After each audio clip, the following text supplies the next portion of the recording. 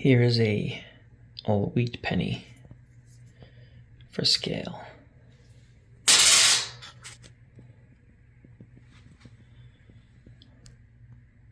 It shows you how big this thing is. It's 1 to 12 scale. And the details are amazing. Look at the pedals, the shifter, the 2 rear view mirrors. We've got 2 side view mirrors like a standard car, but also because of the central driving position and the air intake that runs the spine of the car, you have 2 rear view mirrors, one looking through each one of the windows. There's actually 2 windows on the outside and 2 windows on the inside.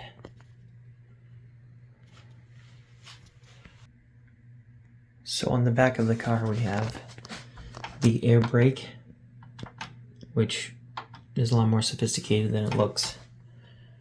It's not like just some VW Corrado situation. So all 3 open up as they should. We've got the air brake spoiler. Then you've got the cover for the exhaust system and some of the other stuff. Your fluid checks and other things are done on this side. The brake cooling ducts and some other stuff. And then the actual engine cover. The S70-02 McLaren F1 specific V12.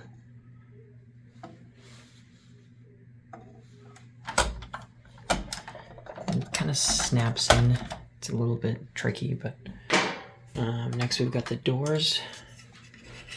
So the doors open up on both sides. Dihedral. Kind of humbling and funny that the Toyota Sarah inspired them. We don't have Toyota Sarahs in America, so it was never a thing, a leap of logic I would have made without knowing the story. All the little details are here. If you look, the F1 logo right there, as well as on the window. I mean, look at the detail on this thing.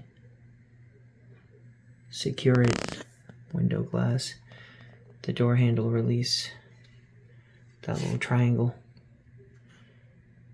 All of those details are there. And then over here, we've got luggage space and oil fill.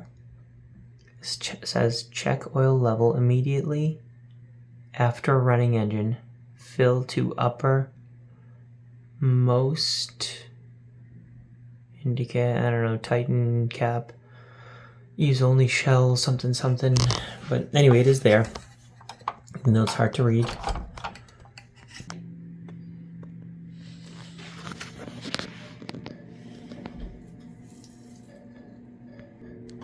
Alright, so there's everything open on this side.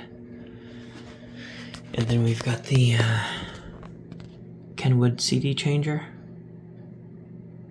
All that stuff on the other side of the toolkit. By the way, check out the seat belts. Look at all the detail inside this thing. Look at the seatbelt buckles. That is wild. That's the level of detail you get with a model like this.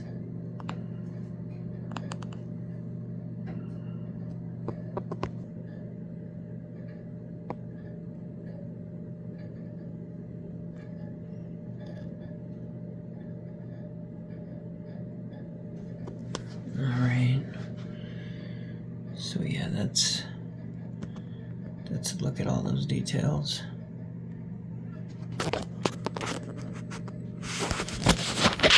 Gold plating is there on the underside of the engine cover.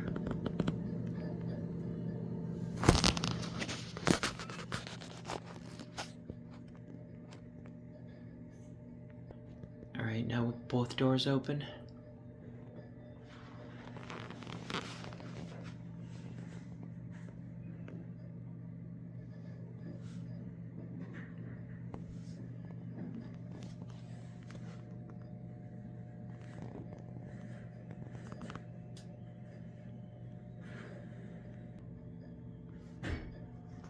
And on the other side we have the fuse box,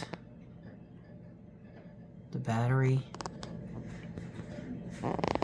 You can check the fuses in your McLaren F1, check your relays based on this. Not wild. And then another Alcantara lined. Not really, just kind of a most for lined storage, luggage space. These snap in real nice, just in case you're wondering if you're shopping around for one of these. Ball's model art really was top notch back in the day.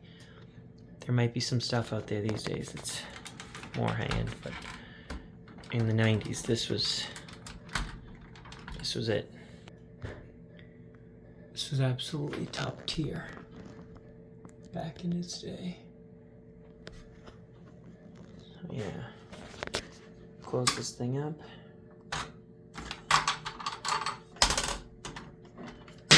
Like I said, it's a little bit awkward, but it does snap in if you do it just right. Just close up doors.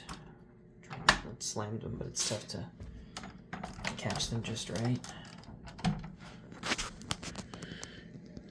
And then look at the detail on this thing, it's wild.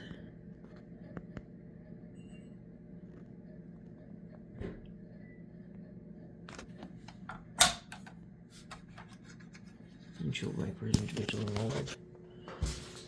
These are speaking of VW Corrados, these I believe are the mirrors that are based on the VW Corrado. There's a couple of different types that they used.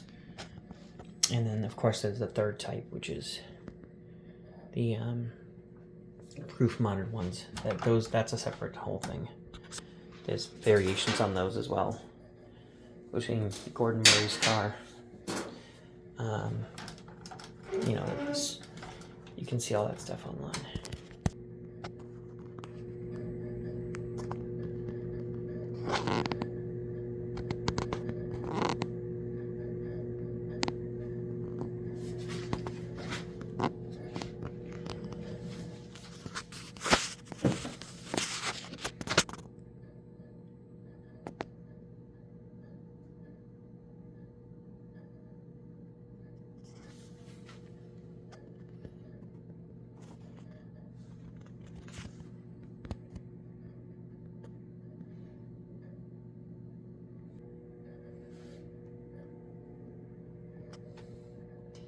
This is the crown jewel of my collection, by the way. This is top tier. It's not only one of the most expensive things I own, probably the most expensive, but it's totally worth it.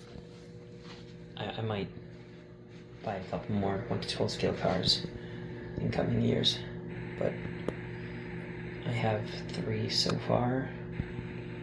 Well, 4 if you count my unassembled 1969 Camaro from Monogram. I have a Mercedes-Benz 300 SL Jeff gave me that is beautiful and just needs to be put back together. Then there's the green version of this car. I have a green F1 that's pretty badly damaged. I got it cheap on eBay. And then there's this guy. By the way, for those wondering, this paint is called Daffodil Yellow.